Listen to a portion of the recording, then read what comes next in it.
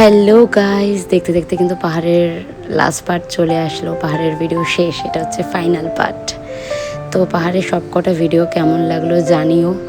আর সত্যি বলতে আমরা প্রচুর মজা করেছি, মানে এই প্রথমবার বাড়ির থেকে বেরিয়ে, নিজের কমফর্ট জোন থেকে বেরিয়ে বন্ধুদের সাথে এত দূরে ঘুরতে যাওয়া, স্বাধীনভাবে থাকা, এত মজা করেছি তোমাদের বলে বোঝাতে পারবো না।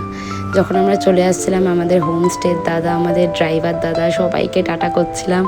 আর কোথাও না কোথাও খুব খারাপ লাগছিল, মনে হচ্ছিল খুব কাছের মানুষদের যেন ছেড়ে চলে আসছি, মানে এতটাই খারাপ লাগছিল।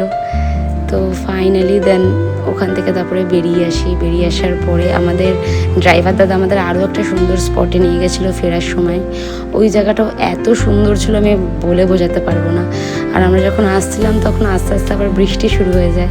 আর তখন আমি সবাইকে বলছিলাম, দেখ আমরা পাহাড় ছেড়ে চলে আসছি বলে পাহাড় আমাদের জন্য কাঁদছে। তো এরকম বলছিলাম, মানে সত্যি আমাদের সবার চোখেও জল ছিল, সবার মন খারাপ ছিল, কিন্তু কোথাও না কোথাও নিজেকে সামলে নিয়ে তো আমরা বলি যে হ্যাঁ এবার যেতে হবে, আবার আসবো একটা সময় পাহাড়ে সবাই মিলে আবার। দেন ড্রাইভার তো আমাদের এনজিপিতে যখন ছেড়ে দেয় তখনও আবার মন খারাপ হচ্ছিল।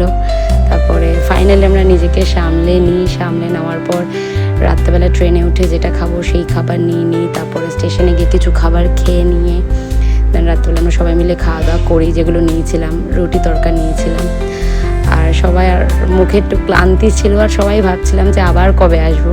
হয় না, একটা বন্ধুদের সাথে ট্রিপের থেকে বাড়ি যাওয়ার সময় নতুন একটা প্ল্যান হয়, তো আমাদেরও নতুন একটা প্ল্যান হয়েছে। অবভিয়াসলি আমরা আবার যাব, কিন্তু এই যে মুহূর্তটা, এই যে স্মৃতিটা, এটার কখনো ফেরত পাবো না। আমি সবাইকে একটা কথাই বলবো, সবাই যাও, ঘোরো। সত্যি বলতে ভগবান এত সুন্দর চোখ দিয়েছে, পৃথিবীটা দেখো, যতটা পারো তুমি ততটা ঘোরো।